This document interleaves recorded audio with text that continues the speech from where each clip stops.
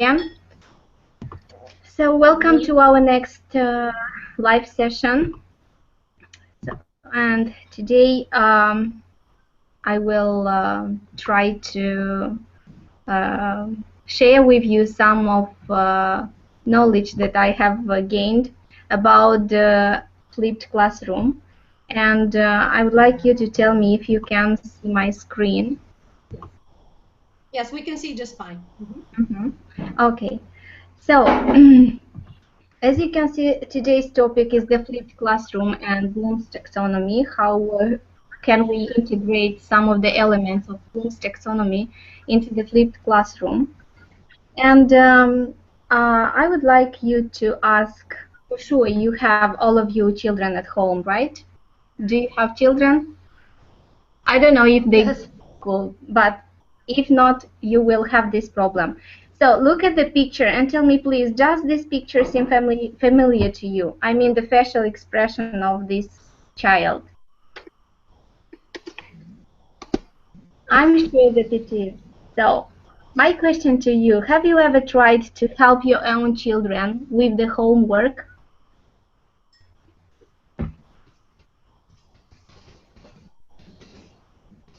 So, for sure you did, because you can't otherwise. And I'm sure that most of the times when you try to help them, so they felt frustrated and bored with so much homework that they have.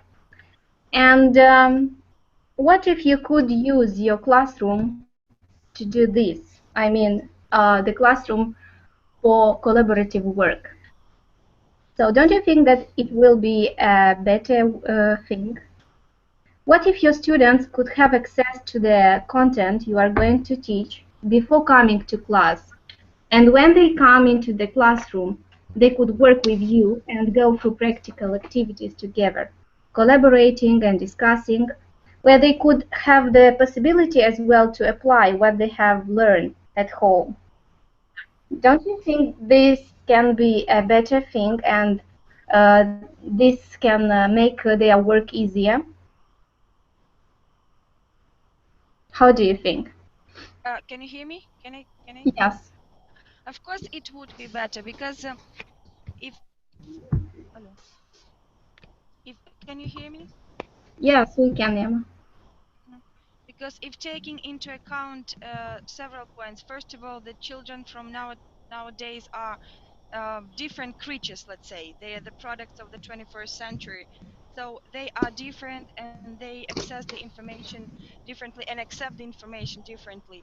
And this collaboration and discussion together in a circle makes them, it seems to me, like from what I've read, makes them feel much more interested in what they do, because they're not sitting separately as it was used to be, like everybody sits on his own place, his her own place, and doing something, only he and his notebook, or he and his textbook. I mean, he the student, or she. But now they are communicating together and they're all together working. Maybe the atmosphere generates the desire or motivates them to study, to learn, and to be concentrated more on what the teachers teach. Let's say this is what I think. Okay, thank you. So, how do you think? Where in the cycle, in the learning cycle, do your students most need you face to face? So, and here you have some suggestions: lecture, practice, discussion, application, assessment, or remediation. How do you think? When do they need you? Irina, how about you? Irina, do you hear us?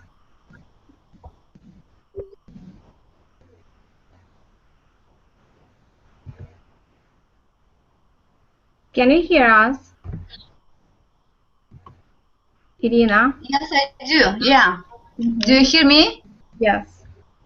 Okay, so I guess they need me in discussion because when we have face to face, when there is face to face discussion, so comprehension is increased, so we can understand each other better. We can ask questions, clarify things, negotiate. Um, Application is also important when it is they have the teacher when they apply their knowledge, but they can do it on their own too. Um, and rest they can practice on their own, read on their own, be assessed at a distance. So Mm-hmm. that's what I think. I'm inclined to discussion. Mm-hmm. Okay, thank you. Radhika, how about you? Okay, as for me, I think really that we spend too much time just for reading and giving them explanation. It is better, I think, just to give them some tips if speaking about grammar, and then they have to work to apply and to find out some questions because they are children in our class. They're totally different and they access different information differently. That's why we can't just guess what point they haven't understood and then to apply or to give them additional let's say additional tips, additional examples. But when they'll try to guess the information, they'll figure out okay some points, and then we'll have a possibility just to discuss. Speaking about reading, this is the best one because you have the possibility, because we speak a lot that our textbooks are boring, we do not have a really interesting story. Why not to give them possibility to read and then to discuss, and they will have a possibility to create their question and then to figure out the main words, the keywords, and to discuss together. It's really interesting because they'll have a possibility to apply. Even we can put on the our blackboard the keywords from the text or the main detail or even the year.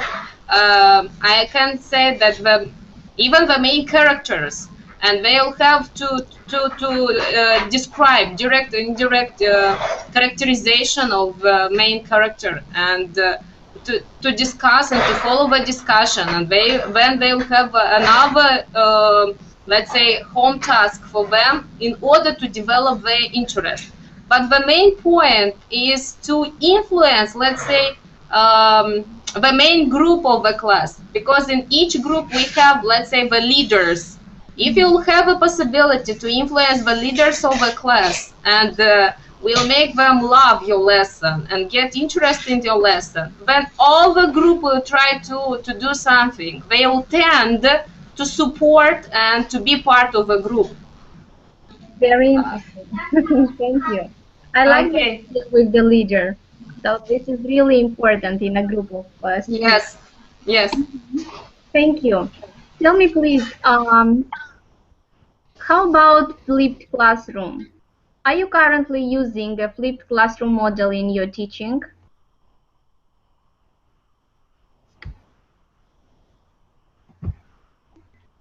Veronica. No, I don't use this type of classroom, and Okay. it's for the first time Do you when have at I least any idea of what is a flipped classroom? Have you heard about um, yes, I read about the flipped classroom this week, and students something new? come prepared. As I understood, they come prepared to our lessons, and they just discuss. They interact with their classmates during the lesson to clarify something Mm-hmm. they don't understand. This is Mm-hmm. my idea about flipped classroom. Mm-hmm. Okay. Thank you. Yama, how about you? Are you using this kind of yes, Yes, please. can you hear me? Yes, we can. Well, this very notion I first came across on our week 8 when we studied online video resources for EFL teachers, and I was very much amazed, pleasantly amazed, that somehow more of us of teachers used maybe the elements of this flipped classroom method, but maybe we didn't know that such notion exists, or there is certain approach or structure in this. And of course, these elements, when you, let's say, give the list of the assessments, Mm-hmm. and I think that this is a sort of flipped classroom activities.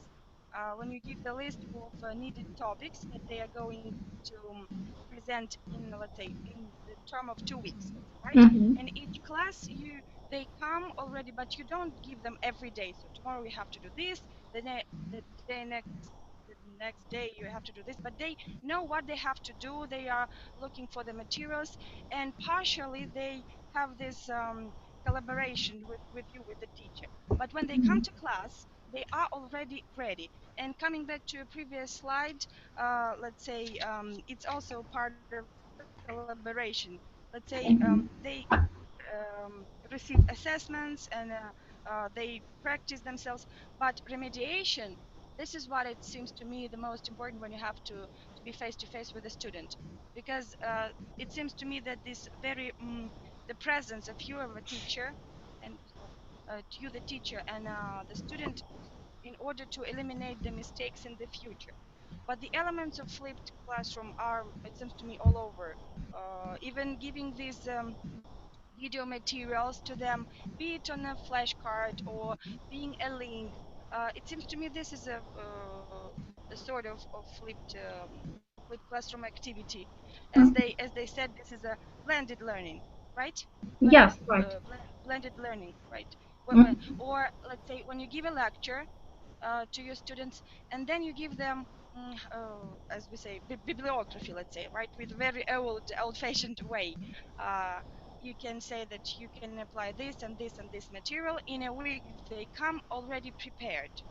So you Mm-hmm. somehow combine, incorporate the old methods, like you give them the topic, and they include something that they study individually, let's say, if you may put it so. Mm-hmm. Thank you, Like this. Emma. Very interesting ideas. Okay, and we will continue with our presentation. And here you can see what is the flipped classroom. So the flipped classroom is informed by constructivist pedagogy and represents a shift from passive to active learning to focus on higher order thinking skills such as analysis, synthesis, and evaluation. So here you can see that in the flipped classrooms, the roles of teachers and students change, and the teacher is not only the one that is talking during the lesson, but takes the role of a guide in the lesson of the flipped classroom. And you can see, as Emma mentioned before, so flipped teaching, that is a kind of form, a blended learning where you can use technology to focus on application. So as you can see, technology can help you applying some of the things students have already learned. In the flipped classroom, as I told, the roles change.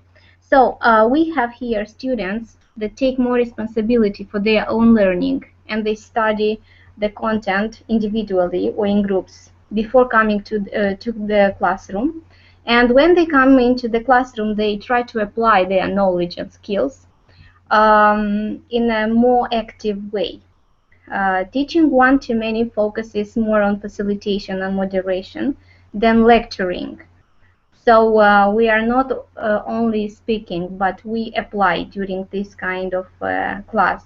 Significant learning opportunities can be gained through facilitating active learning, engaging students, guiding learning, correcting misunderstandings, and providing timely feedback using a variety of pedagogical strategies.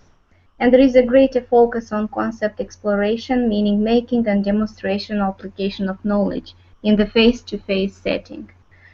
So we have more time to apply the knowledge in practice. So we don't spend so much time on explaining because they did it by themselves. So there are three key elements of the flipped classroom. The first one is quality instructional videos. The second, engaging class activities. And the last one is having a good assessment for their activities. The thing that should be avoided is not to ask yourself where you can put a video into the lesson.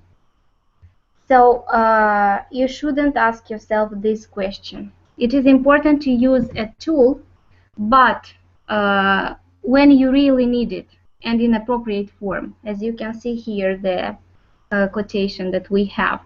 So we don't use the tool for the sake of using it. We use it just when it is needed. Of course, educational technologies are very important. And in a flipped classroom, this is more important even. So, and here you can see some of the advantages of using technology. What are they? So, capture the key content. They present learning materials. And you can see here a variety of examples. They also provide opportunities for discourse, convey timely information, provide immediate and anonymous feedback, and capture data. So I would like to ask you, how do you think, what is your opinion about using technology in the flipped classroom? Is it so important?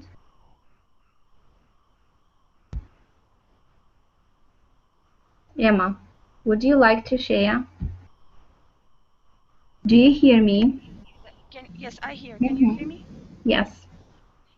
Using technologies, right? Yes. Of course, it is. First of all, it saves the time because Mm. each of us remembers the time of us being the students, copying, making notes, sitting in the reading halls, no photocopy machines. You remember all this time, and uh, because it is time saving. Moreover, they can find more information than teachers can offer during this short class, and it develops not first of all it develops the all the skills, Mm-hmm. reading, writing, audio skills, listening, and so on. Mm-hmm.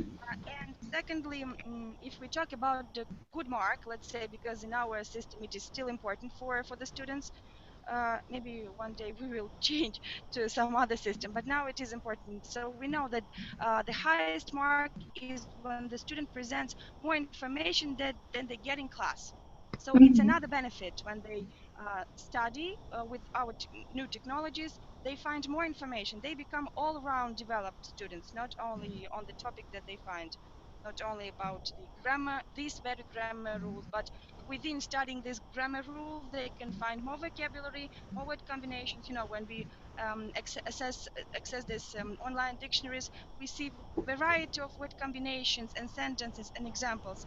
It is developing some more skills, let's say translation skills, and some other that they can bring in class and share with their colleagues. Well, Mm-hmm. or moreover, when we have audio-visual approach, also using the modern technology, this is another benefit because another skills and another qualities and abilities are developed in students. So this is very beneficial for both parts, because we teachers might not always know everything, and this is a normal thing.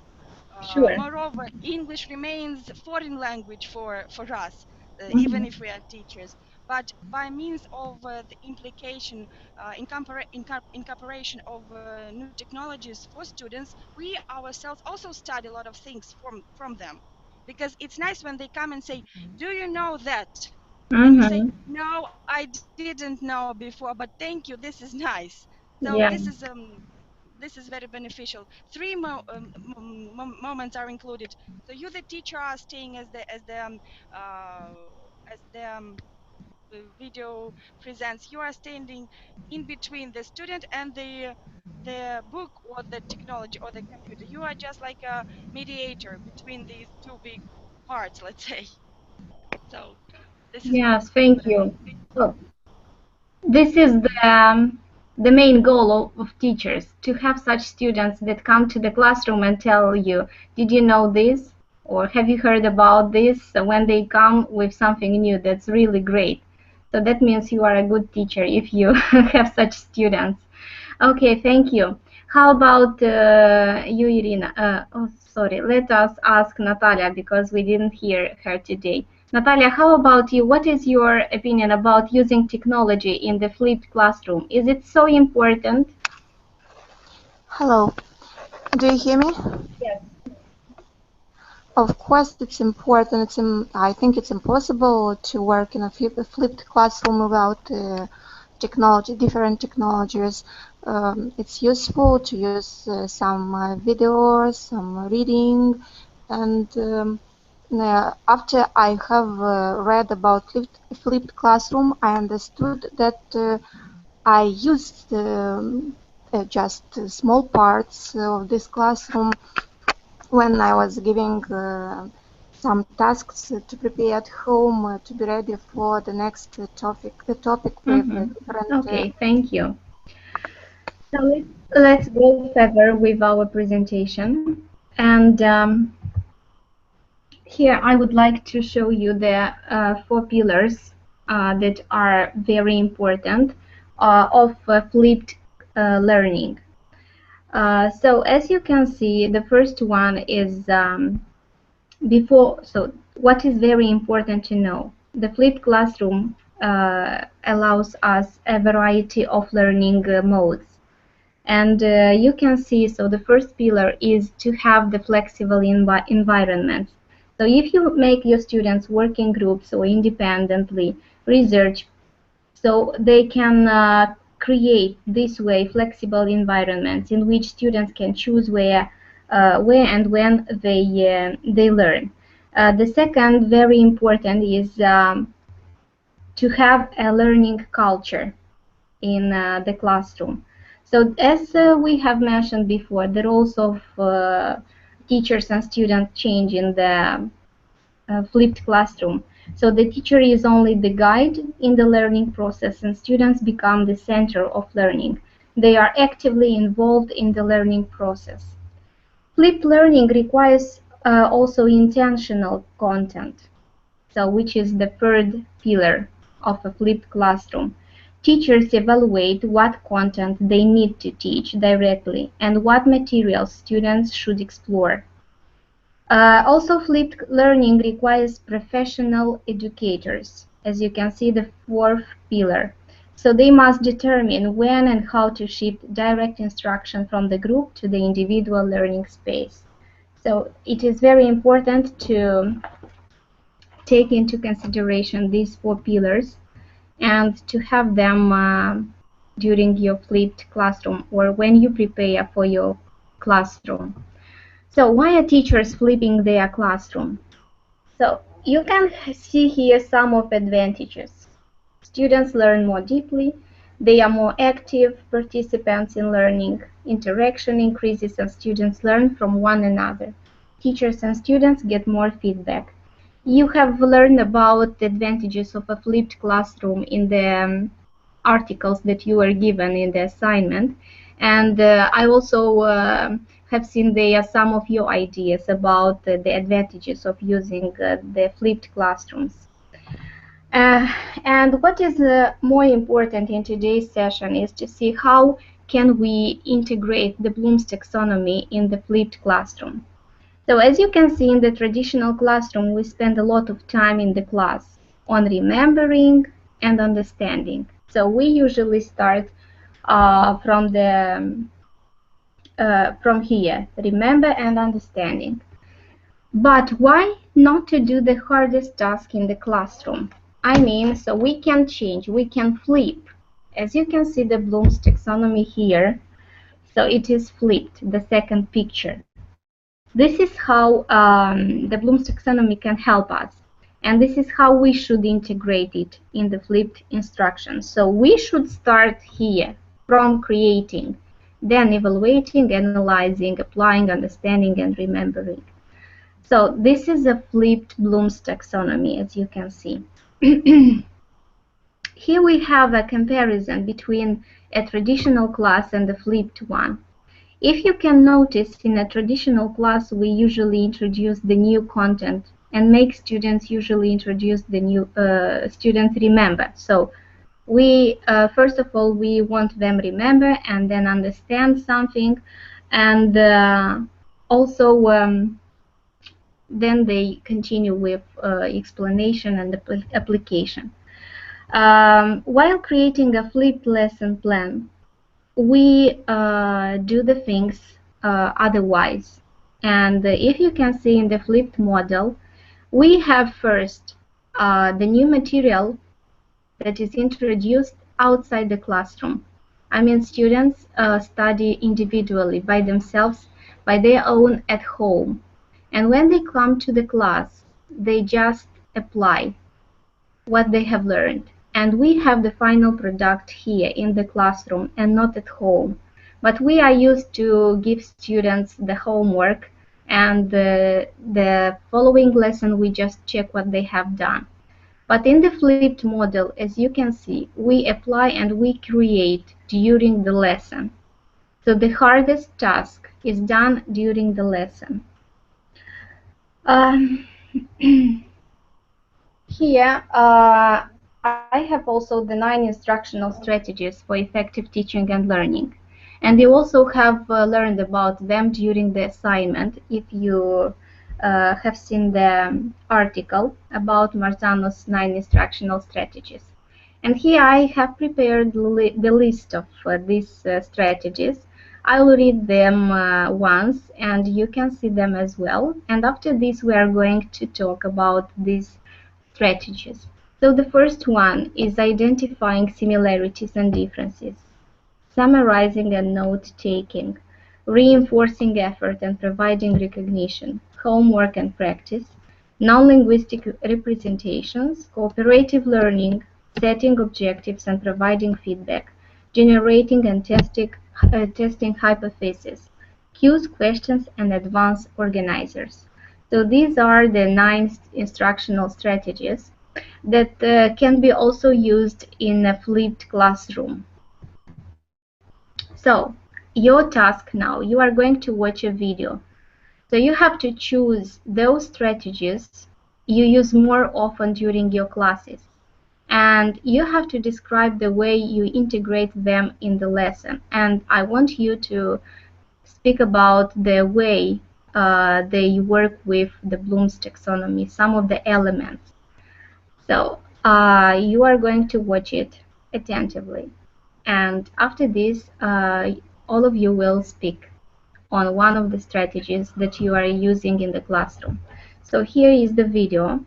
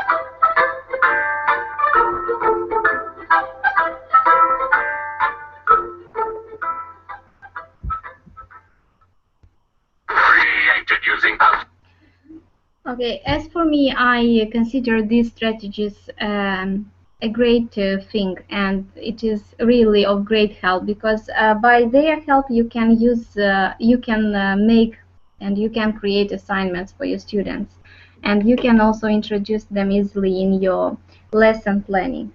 So now it's your turn. I would like you to speak about them. So which ones do you use in your daily activities, and how do you integrate them into your lesson planning? So who'd like to start?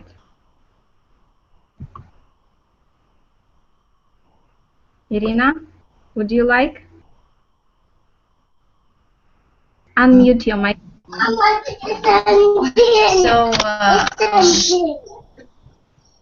I realized that I use most of them, but I'd like to know to point out the setting objectives and doing feedback that is absolutely necessary during the lesson. So I do it at the beginning before starting teaching. I of course get them acquainted with the things that they are going to learn in order to make the lesson logical, so to have an idea of what they're going to learn. And at the end of, and not only at the end of the lesson, I do the feedback, like letting them realize of what they managed to do during the lesson and what they did not. So another thing that I use is this non-linguistic techniques of using charts, pictures, video, that these visual aids help them understand the material easier, better. They, let's say, make the lesson more interesting and more colorful. They motivate them coming to classes. What else? Setting differences, similarities and differences. I call it the Venn diagram that we usually use because it helps them analyze and synthesize things. So I don't remember the others, but I think that I use most of them. Thank you. Rudika, how about you? Which ones do you use and how do you integrate them? Okay, speaking about me, I like a lot similarities and differences, and they are really important during my lesson when they try to find similarities and differences from a text. More than once, I have come to the conclusion that they like to do these activities a lot. Even with the 12th grade, they have to get ready, for example, to speak about London and different important things about London. I just gave them the site and I asked them, please share the information between you and then come to the class and tell us what field have you taken in order to get ready. Then prepare from this information question to your topic. And then you'll come to the class and we'll discuss together. It was a really interesting lesson, and even I have found a lot of interesting information about London. And or even speaking about the 7th grade, when we spoke about the manners during let's speak about our tradition during the meal and our manners. And if you go, for example, to the Queen of London, what manners should you follow there? And the same as Irina already mentioned, I use a lot of non-verbal, video aids. Okay, they are really helpful. And even yesterday we had a meeting in our school where we discussed Firudinisip. Okay, I think you have heard about it, about video and how a short video can influence the whole class to discuss a problem and to give solution. And it is really important what video have you taken in order to motivate your students to discuss. and Mhm. I think they're all very important, and then it's up to you to decide what strategy would you like to use. It's up to you because you have some points, you have some objectives that are really important before choosing one strategy. You can't apply all of them for sure. You just have to take one and to do it from the beginning till the end. Okay, and do not let's say hurry up. Okay, you just have to give possibility for each of your students to share, even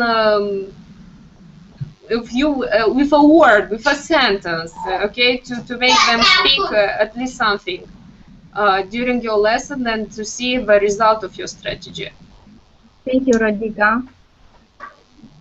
How about you, Emma? Which ones do you use? Can you hear me? Mm-hmm. Yes, we can. Yeah, as the colleagues had already mentioned, all of the strategies are important in a certain stage or in a certain aim that a teacher follows. And what is important, let's say, to stop just on the few of them. For example, note taking. It seems to me the number two. I just put down the quick notes Mm-hmm. myself. For example, when they are, yes, this is summarizing a note, right? Mm-hmm. When they get to prepare a short analysis of a text or give a written summary, so they don't need to put down the entire text that they hear or they listen to or they watch.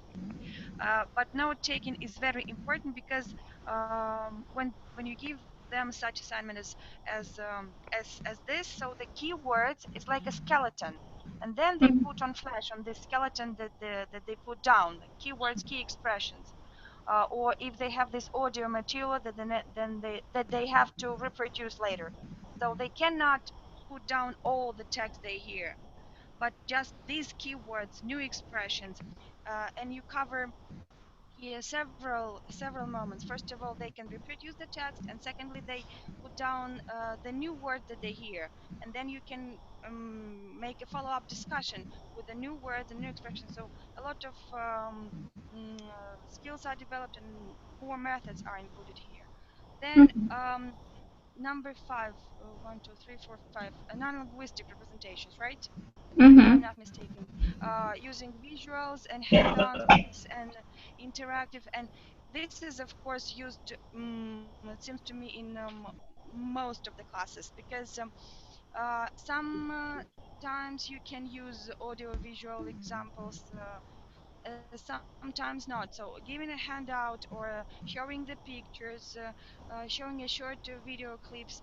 So these techniques can be used in all subjects at many classes. It helps them to develop and it helps the teacher um, to pr- to teach the topic properly. Let's say, as Rodika said, if these are glimpses of London or another place, you can show this audio or video material. If you don't have this video material, you can give them, spread the pictures, you Mm-hmm. can give them handouts so that it would be easier. Not only the textbook that they have there, it's not sufficient information. And make them tell what they knew before starting the topic. You give them materials, so this is the flipped approach. So they give them the materials and then they come to class already ready for discussion. Or maybe they've seen the movies already, maybe some of them had already visited some places, why not? And number three, Mm-hmm. it's how they perform. If I'm not mistaken, what do they perform in this slide? One, two, three. Reinforcing effort and providing recognition. Um, Mm-hmm. how they perform the information. So also for the teacher, it's an indication how well they process the information and how well they can apply it in the future, because final goal is finally is application of the knowledge.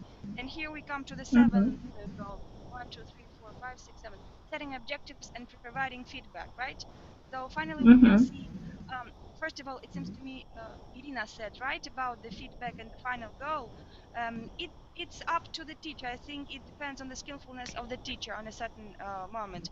Whether you give, whether you put down the aims and purposes at the beginning of the topic or in the process of teaching, so that they know why they are learning it for having a good mark, for developing their knowledge, for passing the exam, because if they need these topics for the examination, so they have to have this feedback with you, and you, the teacher, have to know whether they understood or they didn't understand the topic. Well, but these are the few, but we can comment on all of them. Okay, thank you, Emma. Thank you. So let's go on. Veronica, are you using some of them in your teaching? As my students are beginners, I use most of all visual aids, different flashcards and videos, and they work greatly because they are colored, they are funny sometimes, and my pupils love to work with these tools. And I also use games in order to motivate them and in order to make the material easier. As for my students, let's say from the 8th form, as they study, they are also beginners, and I try to find the similarities or differences between Romanian, French, and English. As they study French, I can make them better understand the material by just explaining some materials, that just pointing what is different in Romanian, in French, and in order to make them understand it, everything better. And feedback is also very important for me. I try to tell them separately what works and what doesn't work, and to motivate them, to encourage them to not to be afraid of mistakes, not to just to study. And these are some of the uh, Strategies. let's say strategies I use. Yes.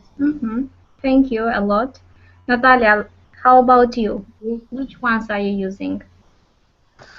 I use a lot of them, but I want to speak about cooperative learning. Not all the pupils are the same. Some of them are better pupils, and some of them are just shy and they can't understand all the materials. And then when they cooperate between them, the worse, not the worst, but the weaker pupils, probably they can learn from those who study better, and I think it's important to have a cooperative learning during the class.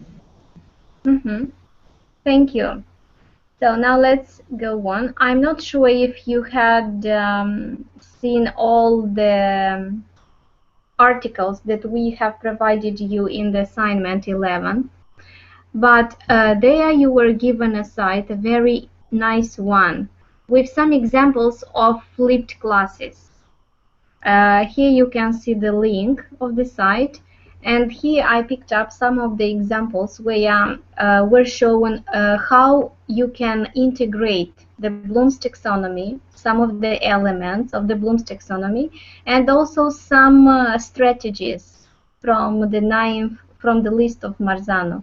So I will show you a flipped kindergarten lesson. So we will go to the website.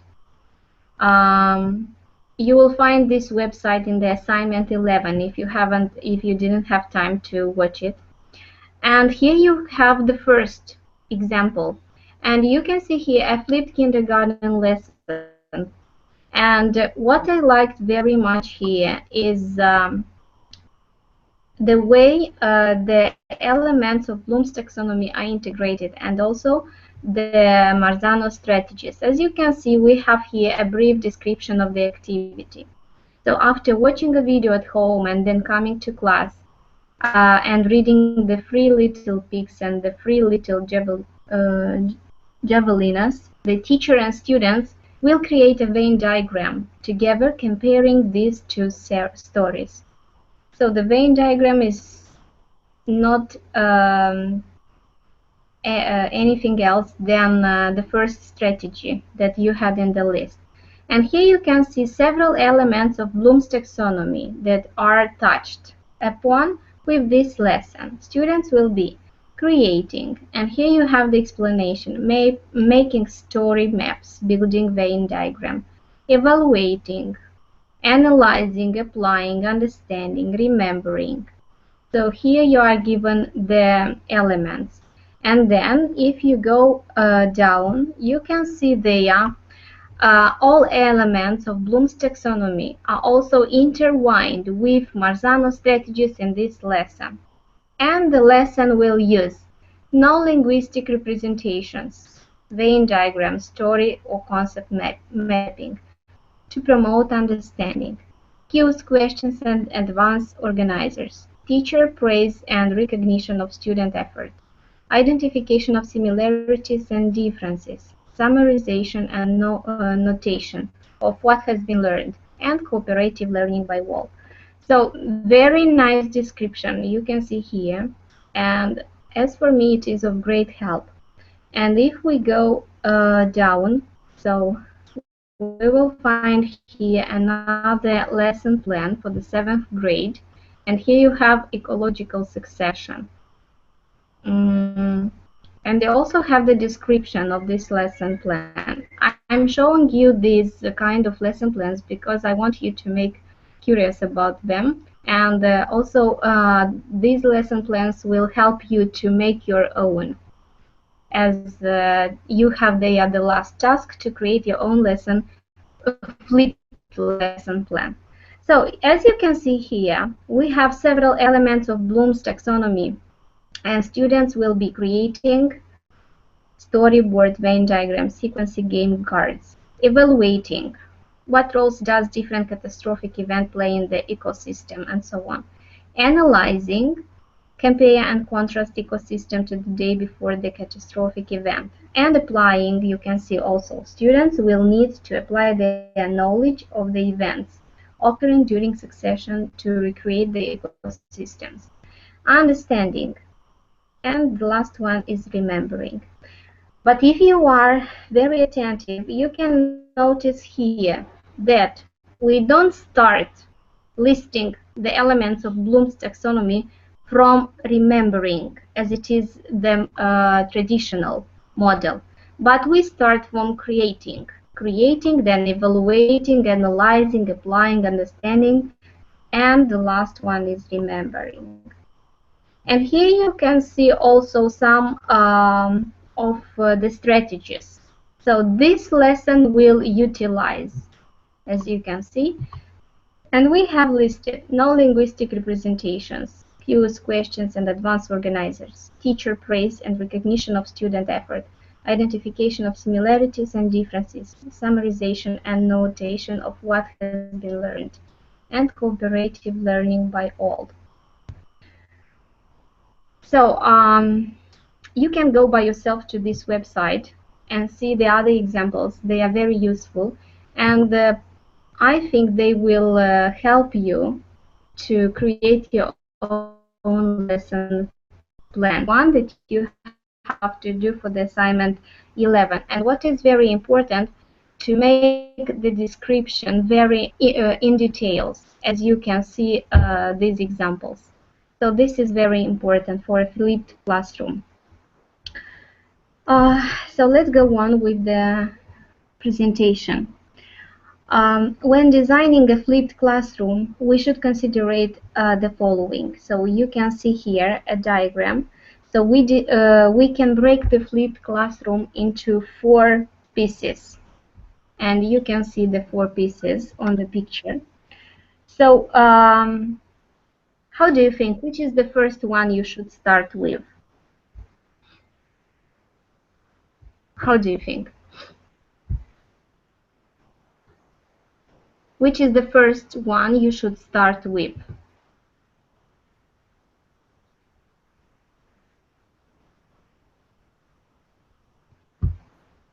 Emma, how about you?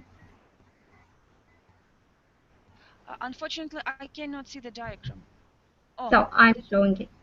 This is So how do you think, which should be the first one? just a second. Let me read. Let me run through them.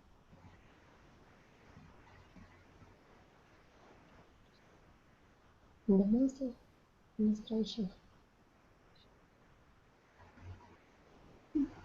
Do you see it? Yes. It's small.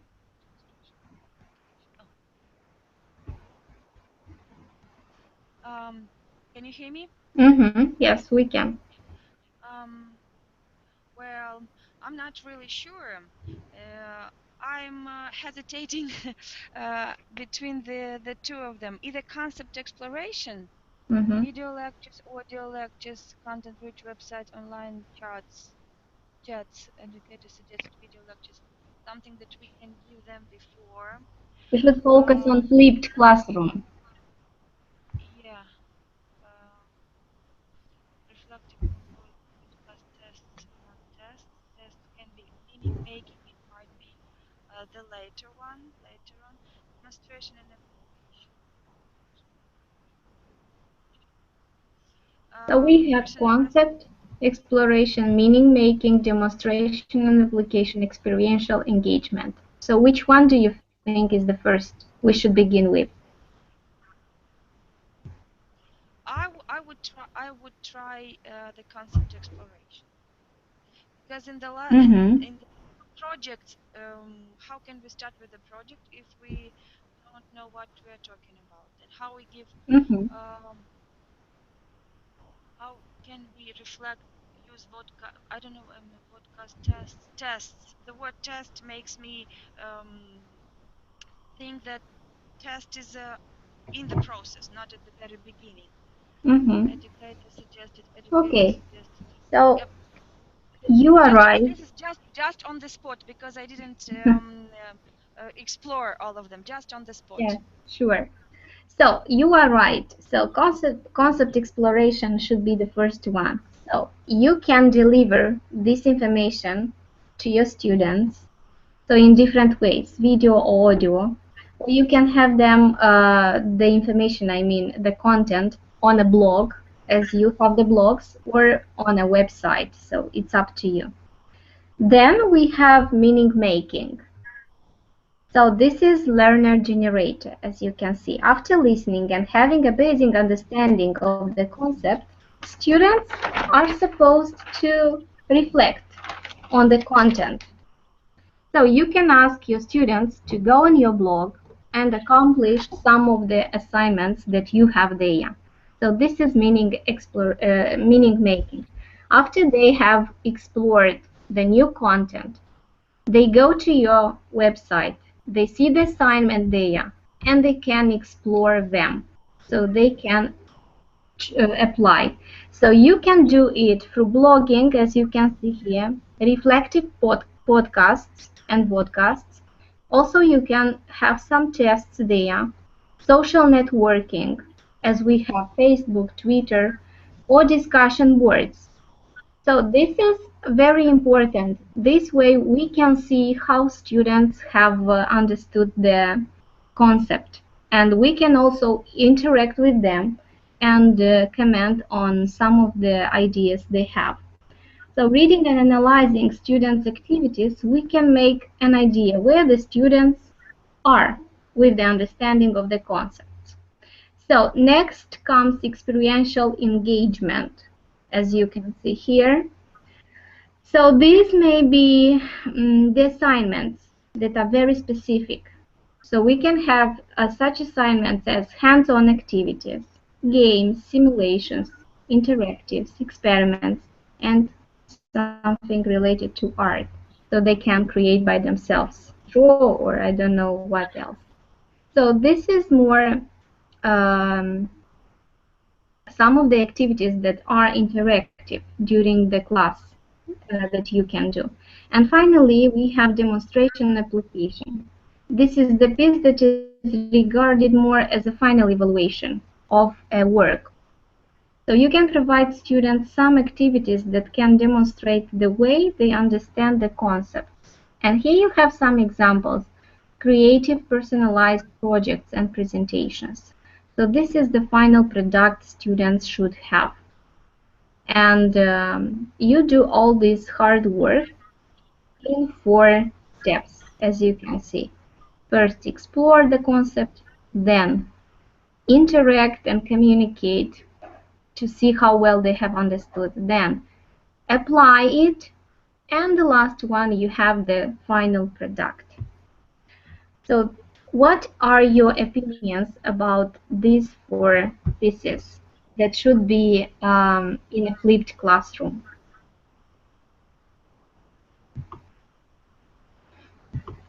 Irina, would you like to share? I find the stages of this flipped lesson absolutely logical, so they make sense because we can see this here,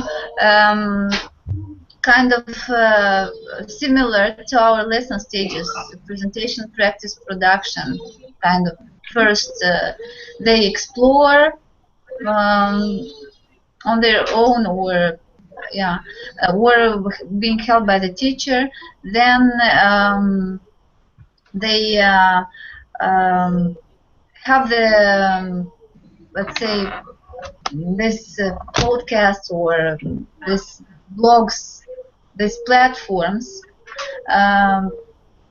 when they can understand it. After that, they kind of practice it in tasks, in different tasks, and after that they apply them in real life situations or in their own context. So I find this succession of stages absolutely logical. It makes sense.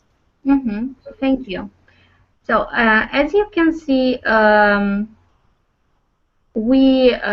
this kind of lesson planning is very useful, and your blogs that you have currently created so can help you to make such kinds of lesson planning. So you can have all the information on your blog, and your students can freely explore them, and you can have their discussion boards, and only in the classroom you can apply and create some of the things you want, some of the final product.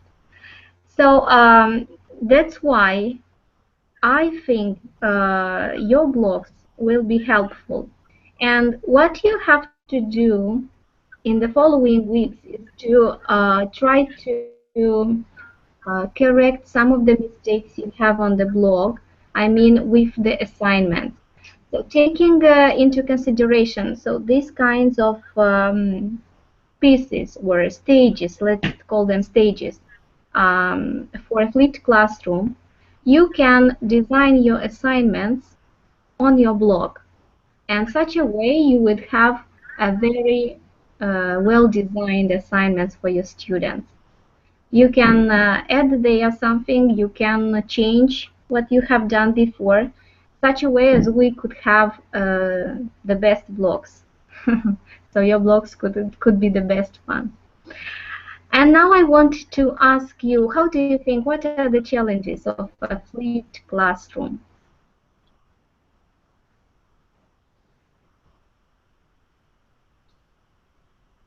Rudika.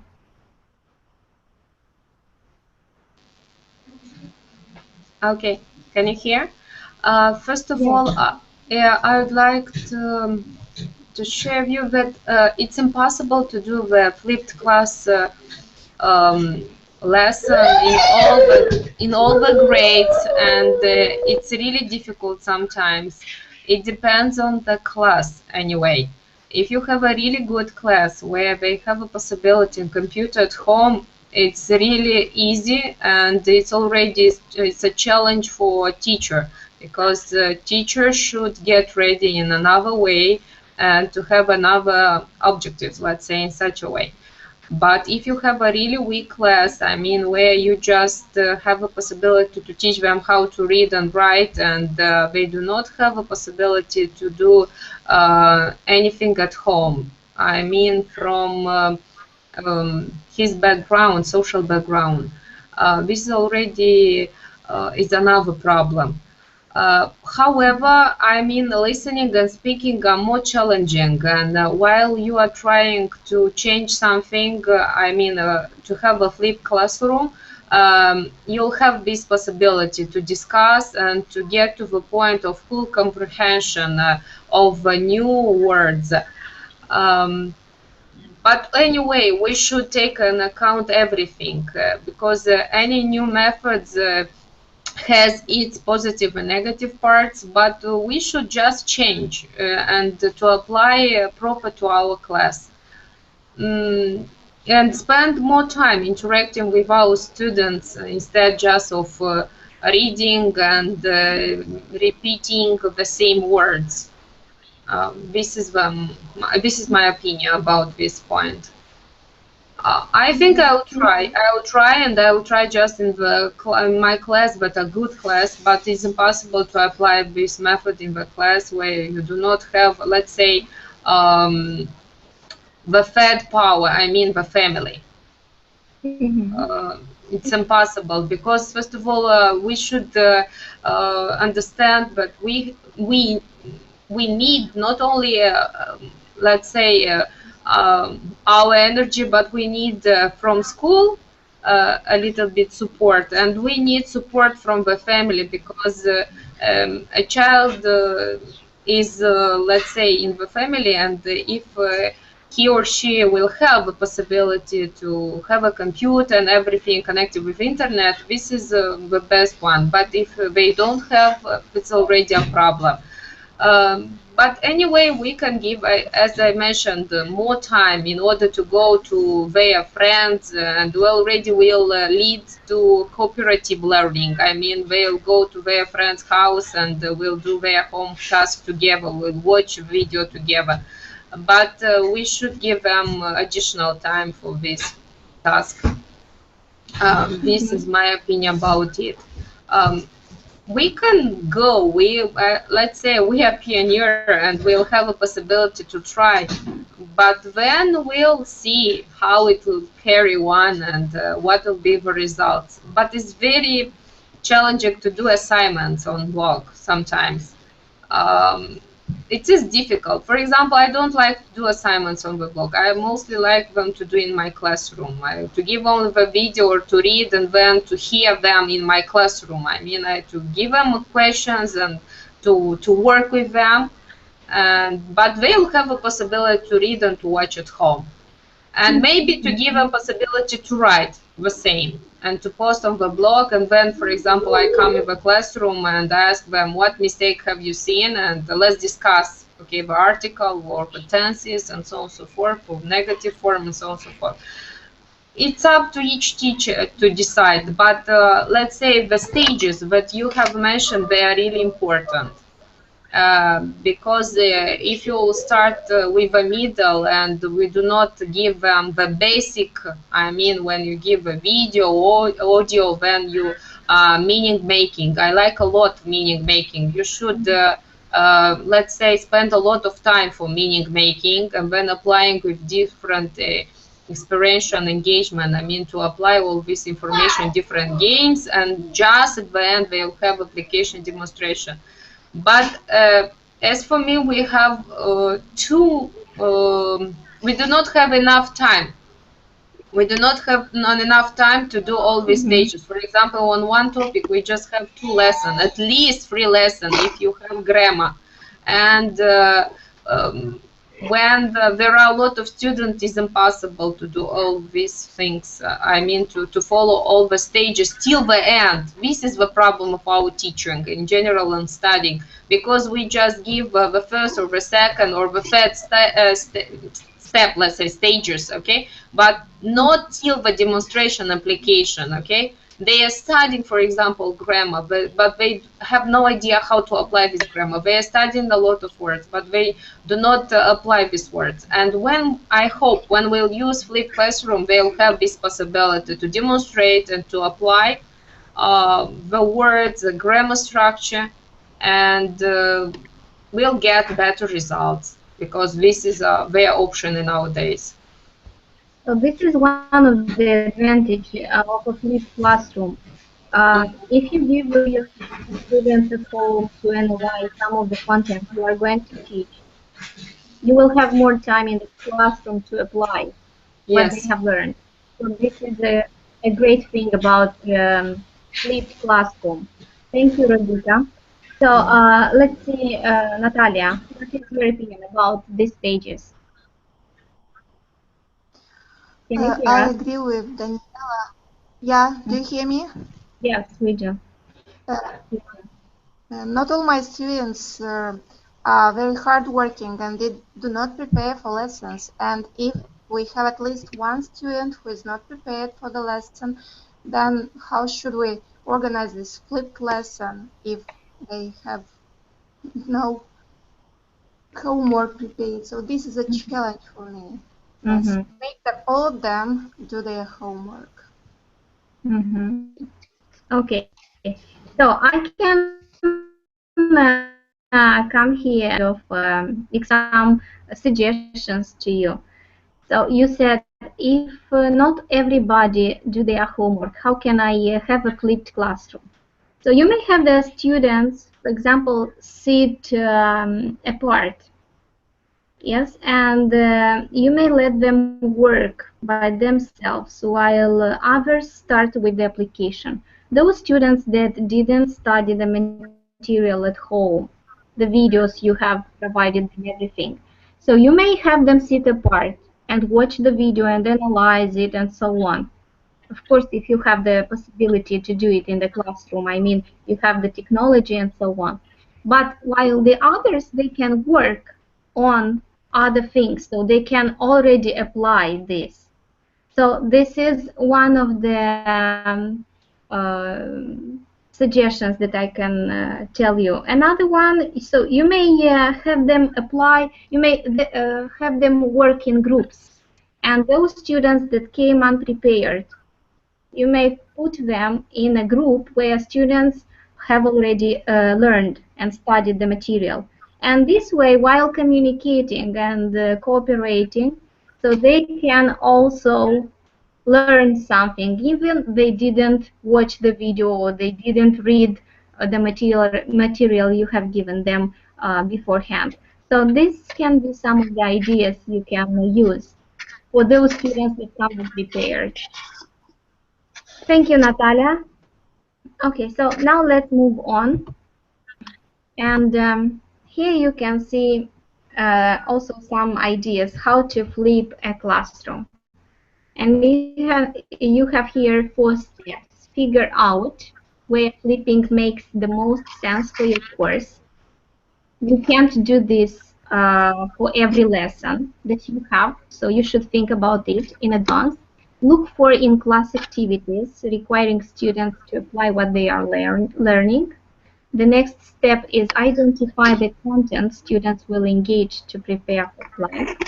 And the last one is to prepare students for the unique roles everyone will have during the class. So you should think of this uh, from advance in order to have a successful flipped lesson. So this is everything I wanted to share with you today. And now I would like you to tell me what are the advantages of using a flipped classroom to make a conclusion of everything we have discussed today.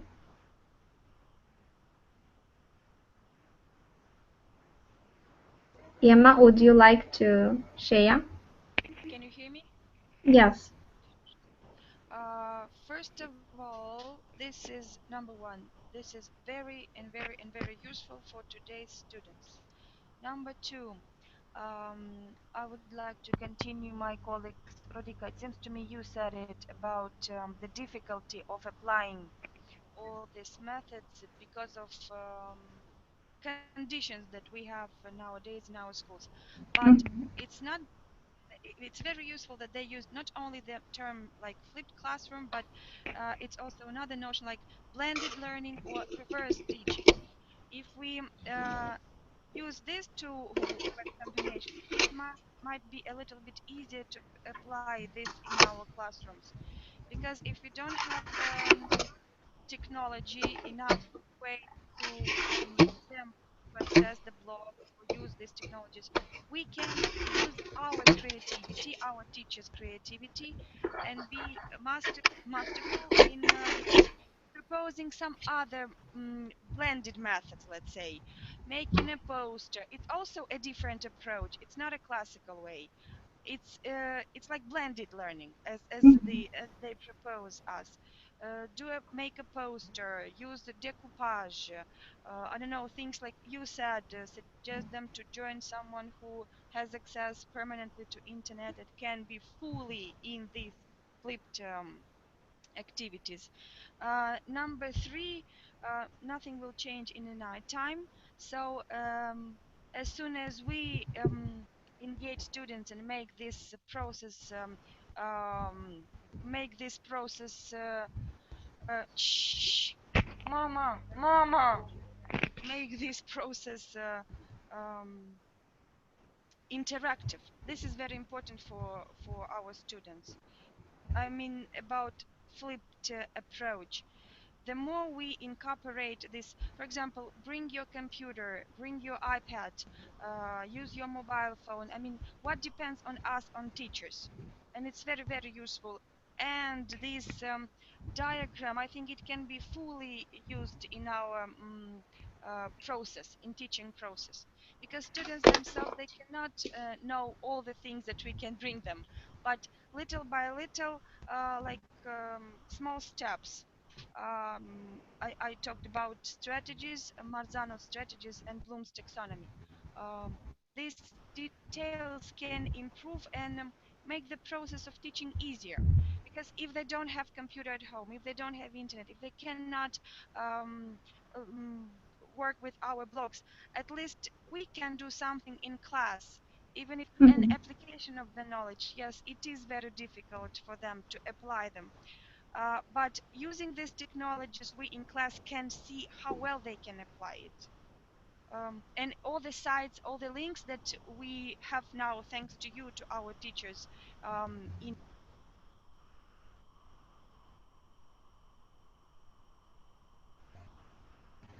Do you hear me?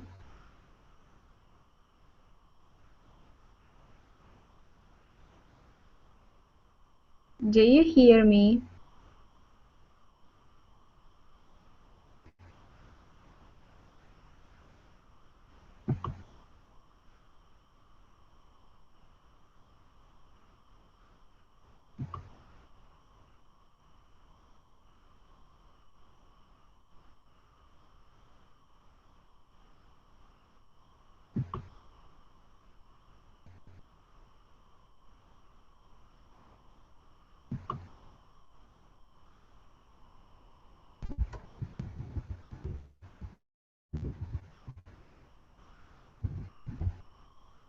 Do you hear me?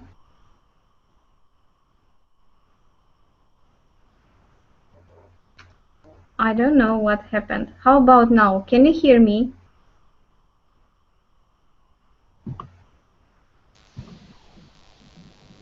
Yes, I can. Okay, that's great. I Yes, I don't. can. Okay. So, is anyone?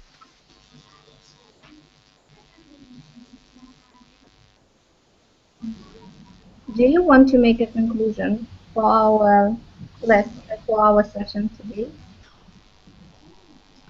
First of all, I would like to suggest all the teachers to try to use flipped classroom. Time is used to extend, but learning is a much more personalized and collaborative way.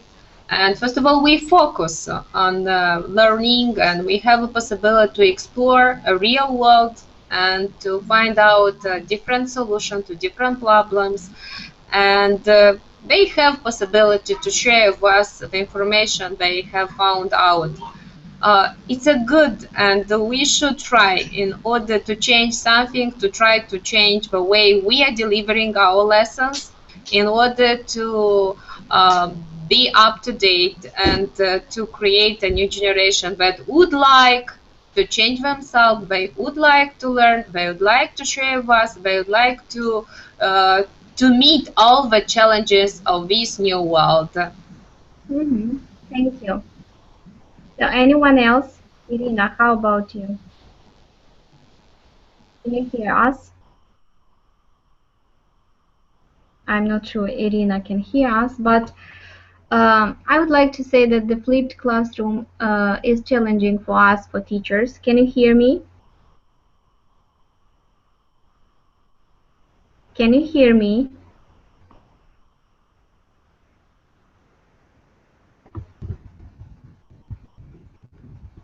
Okay, so that's good. As Rudika said, it's